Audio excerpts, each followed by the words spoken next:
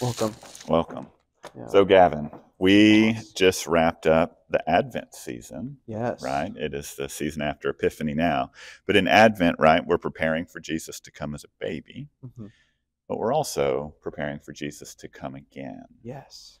Yes. So, are we waiting for the rapture? What does Good it mean for question. Jesus to come again? Or Yeah. So rapture stuff. Got a lot of big feelings about that. Maybe that's yeah, another video. Kirk Um, Cameron had a great movie about it, mm, Left a, a, Behind. a great movie. It's so great. A great movie. Uh, but so the second coming, the parousia in Greek.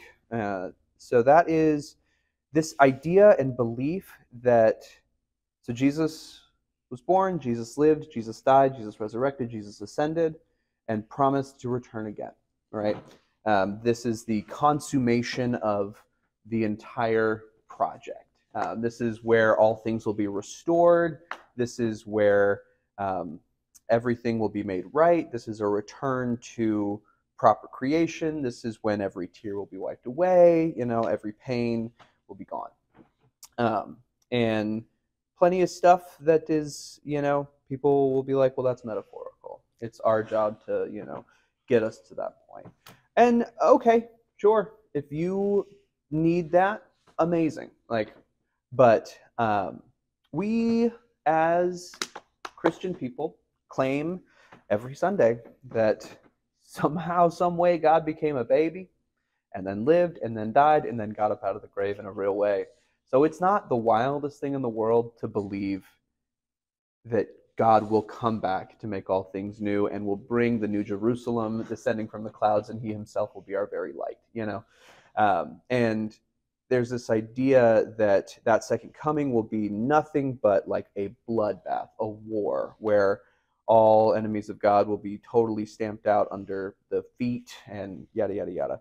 But when we look at the verses that are, in the scriptures, in Revelation, a lot of Revelation, that talk about this kind of thing, we see the Son of Man descending from the clouds with a sword coming from his mouth and a robe dipped in blood, but that blood is his own.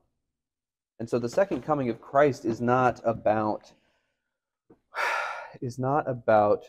God crushing any opposition against him and his people. The second coming of Christ is the final consummation of the sacrifice of Jesus Christ. That this really is enough. That it is enough that Jesus lived and died and loves us. Yeah, it makes me think, right? People had a misunderstanding of the first time Jesus came, and they thought Yeah. it would be a bloodbath, and Yeah. he would ride in on a steed with a sword and Yeah. trample down his enemies under his feet. Yeah. And I think we go to great pains to say, no, Jesus came as, the peaceful king, whatever. Yeah. But then maybe we're falling into the same trap, and we think, oh, but the second time is really when he's Yeah. going to Oh, come and lay yeah. waste. Yeah. And yet, he came in loneliness. And Yeah. the first time he came was as a baby, you know? So when's it going to happen?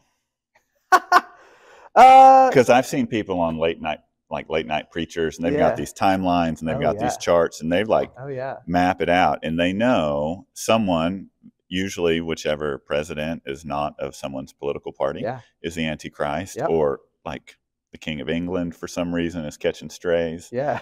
or somebody's the Antichrist, and they're Yeah. pinning it all together. So you tell me Yeah, definitively, definitively. when is it Here's when coming? it's gonna happen. Oh man, Jesus himself said, "No one knows the day or the hour." I Oh, know it. I know it. So I don't know. Like anyone who claims to know it, oh, be the wariest of all of that, because I mean, you can look. I mean, centuries on centuries on centuries of people have taken the Book of Revelation, have taken any of the prophetic or apocalyptic or whatever form of literature that we have in the scriptures and applied it to their time and said, this is definitively when it's going to happen. I mean, you can look at Revelation and find people today who will say that the swarm of locusts is clearly a Black Hawk helicopter. It's like, oh, is it? But the reality is, like, this is not it's not about necessarily when it's going to happen, but the promise that it will. And so the knowing not the day or the hour, is, you know, troubling to the mind that wants to control, that wants to know, that wants to have that level of assurance. But the level of assurance doesn't come in the details, but in the fact that we serve the God who already did it once and can do it again. Amen. Amen.